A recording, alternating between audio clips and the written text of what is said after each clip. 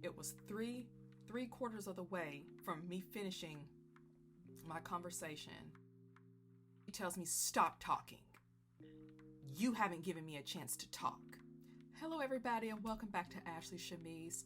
So today I'm going to be talking about my nightmare of an internship experience. I'm just going to go ahead and dive right on into it. So for some of you all who may be familiar with the internship process, if something were to happen at your site and you need to stop going there, you know how difficult or nearly impossible it may be to find a secondary site in a very short amount of time. So thankfully that happened to me. However, that is not always the case for everybody else. So I just want to preface this story by saying what I did may not turn out the same for you, but just to be aware, right? Okay. So I started this internship. I was really excited. I was looking forward to being supervised, to learning new skills, techniques, hopefully going to networking events. Like, I was wide open for the experience. So starting on day one, this individual had me cleaning. So I thought nothing of it. I was like, okay, no big deal. I don't mind. It's first day, want to make a good impression moving forward. So this person needed me to do some cleaning, vacuuming, moving around the furniture, because they were doing some renovating. However, the renovating was not an issue for clientele. They could still be seen and so forth. So anyway, this person has an assistant, but the assistant was out on leave. So this person was just working by themselves. Like I said, I don't know if I've mentioned it's a private practice.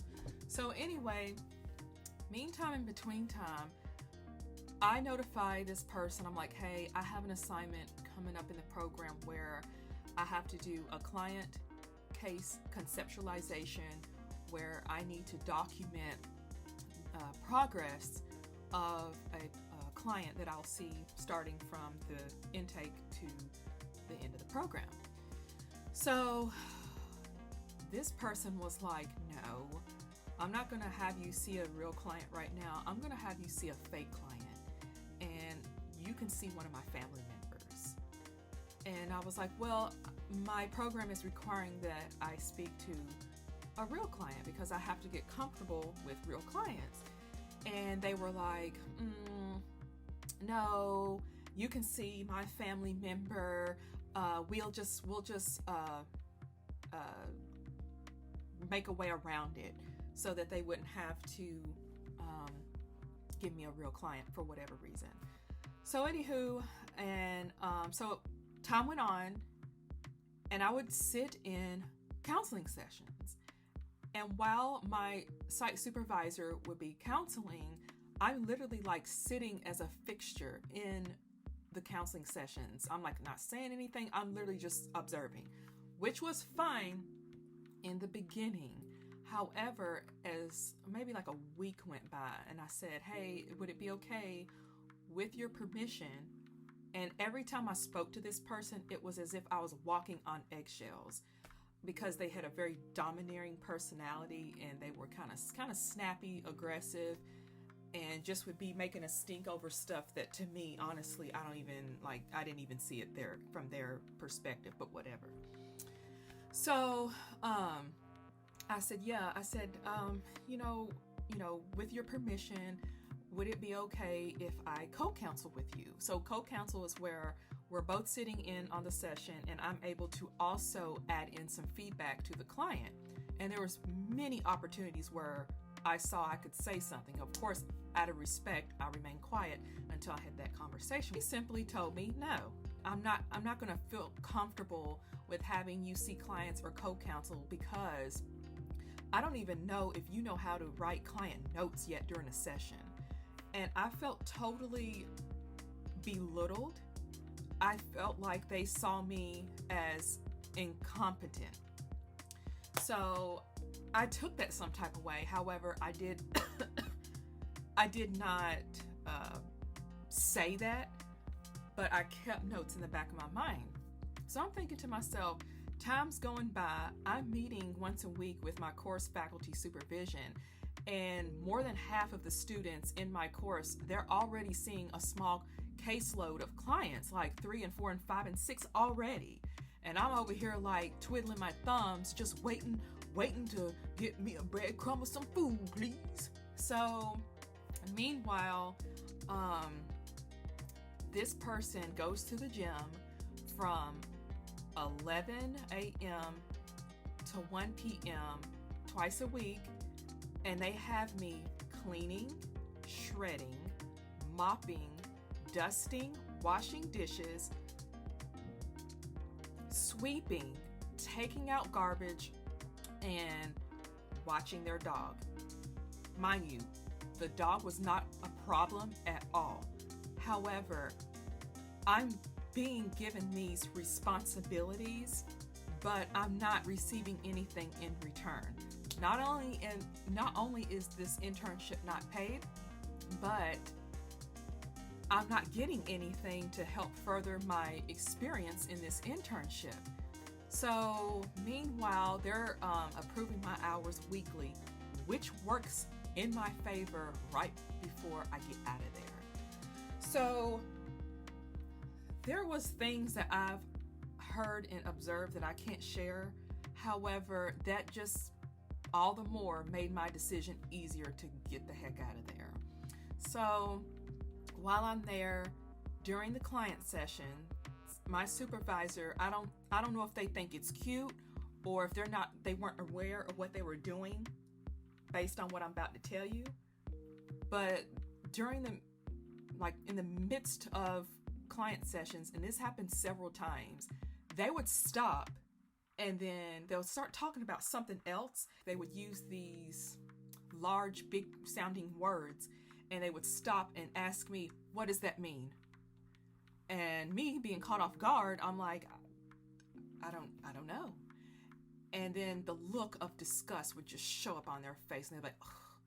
Or they would also list off questions for me to answer that they did not discuss with me prior to the session. And then if I answered it correctly, but it was like partially correct, it was like, no. And there was one particular session where I answered the question wrong and they went, no. And I was, honestly, y'all, I really just wanted to break down and cry. And after they yell no at me, I'm sitting there like trying to regroup and trying to regain my composure, because I really at that point felt like I was going to break down crying. So as I'm sitting there getting myself together and trying to, control my emotion, my internalness, all of a sudden I look over and they're crying. And I was like, I said, what in the world is going on here? So they explained that it was because it was a breakthrough going on in therapy between them and their client that they've seen for a while. However, it was a breakdown of my emotions. Someone will break through my butt. So anywho, meanwhile, I'm being told to shred papers, enter repetitive data inside the computer, still cleaning. The only thing I wasn't doing was cooking. I'm cleaning mirrors off in the bathroom. I'm cleaning microwaves. I was like an unpaid housekeeper. And I felt like if they're treating, it's not what they're saying to me, it's the way this person is treating me is all I need to know. So I had reached my breaking point, and I told my professor, I texted him and I was like, this is what's going on, this is what's happening. And he was like, wow. So with that being said, it was just last week I had to cut this toxic relationship off.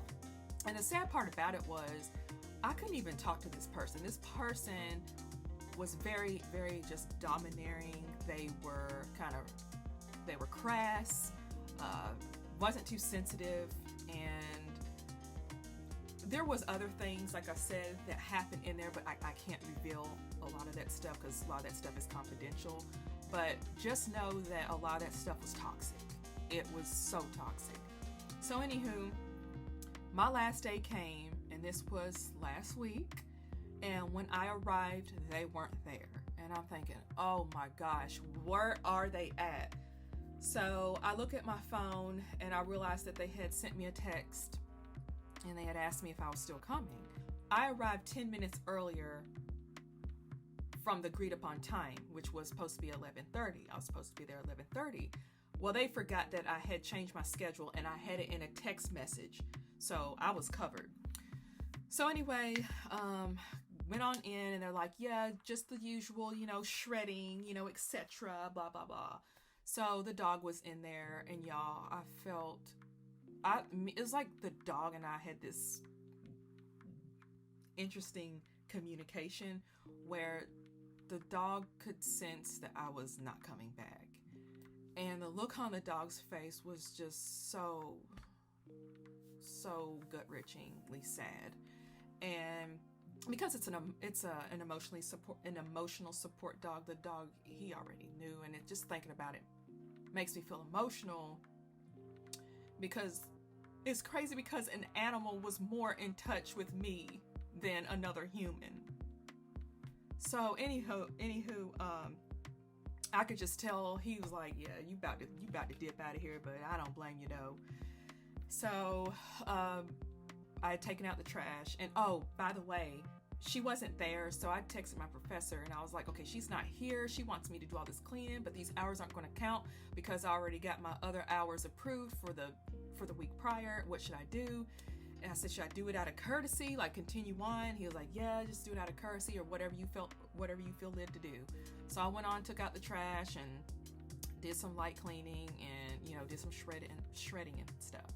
And when they came back, I told them that I needed to have a very important conversation with them.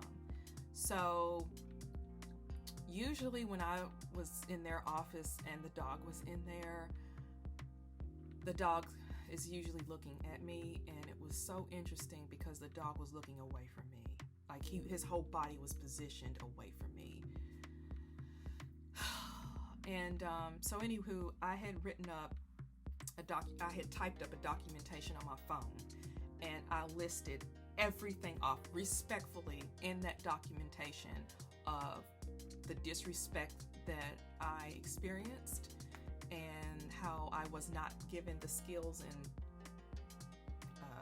I wasn't being taught the skills that I needed to further my education in the program. So anyway, as I was reading it off, it really was like cathartic, if you will. Getting that emotion out. But the thing was, I was very, very peaceful and calm as I was reading it. I read it in an even tone. I did not match the energy that was exuding in the room, which was negative.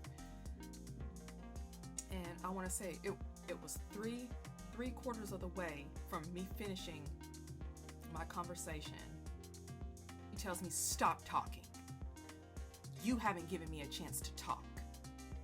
And nor have you given me enough time to train you. But you go to the gym.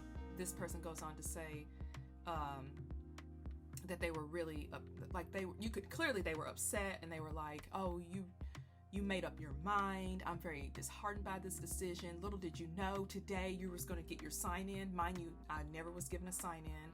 I worked under their sign, and they're like, and I had a background check for you.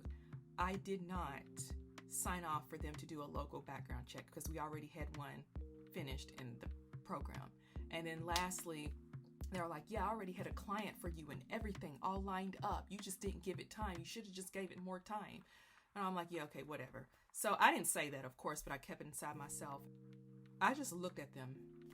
I didn't say anything. And they're like, yeah, you got your mind made up. So awkwardly, they signed the release and termination of agreement. Got that completed. I booked it out of there. So all that to say, I would not recommend jeopardizing your mental health or having yourself reduced down to a maid in an internship and staying there for the sake of well, I don't want to ruffle feathers. Well, what's going to end up happening is you're not going to get the skills that you need to succeed in the program. So all you're really getting is a check off of hours, but you're not getting any face-to-face time. So when places are hiring you and you don't know the skills, well, you're not going to last long. And then you're going to have clients be like, it wasn't a good fit. I'm good. Bye. So I have to do what I have to do. So the good news is, but 2 official days in, it's been going really, really good. And it's crazy because I've learned more in those 2 days than I've learned. Yes, celebration. I've learned more in those 2 days than being at the other site for almost a month. It was about 3.5 weeks, I want to say. Yeah, I want to say it was roughly close to 4 weeks and all that was going down in there. So yeah, did what I had to do, and hopefully this is an encouragement for others that are suffering in a toxic internship. Anytime you feel like you have to walk on eggshells to talk to somebody, you might as well forget it. And you already know that the person cannot handle an adult conversation with you because of whatever reasons, be it their ego, be it their self-righteousness, be it their indignation, or indignancy, whatever, however. It's not worth you sticking it out just to get a check mark on your resume. Yeah, you might get a check mark on your resume, but guess what? You're bankrupt mentally. You're suffering. You're depressed. You're crying. You're shaky. You can't even hardly think. You can't even hardly talk, make an argument because you sit here and suffered for several months somewhere that you shouldn't have been. So sometimes things are delayed for your blessing, I would say. I even told God, I was like, I am willing to graduate next year if I can't find a site in time. This ain't worth it. Like, I remember I was, the last session I sat in with this person, I'm gonna be done. I felt anxiety because of, remember, I was embarrassed, getting embarrassed in the sessions and scolded for not knowing all the answers and definitions that they were hurling at me. So I started, like that last day, I remember I started to get, it was like a panic, and I just felt my mouth was dry. I felt super anxious. I just felt yucky and I just felt bad. And that's because I was anticipating on embarrassment, on ridicule, and being scolded in the office. And that's just not it. And if a power differential is going to cause someone to act that way, that is so sad. So incredibly sad. And I wish them well. All right, y'all, I'm hopping off here. Please subscribe, comment down below, share this video to someone who may be suffering. All right, I'll talk to y'all later. Bye.